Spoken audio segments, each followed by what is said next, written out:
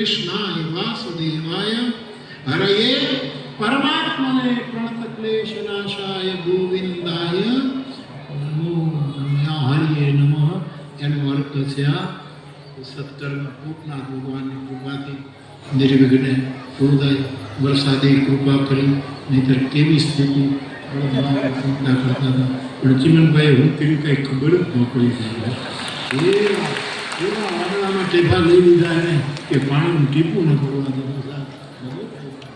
અને નિર્વિઘ્ને પ્રભુની કૃપાથી આ કાર્ય એવું થાય છે. ત્યારે હનુમાનજીને વિદાય આપી એ પહેલા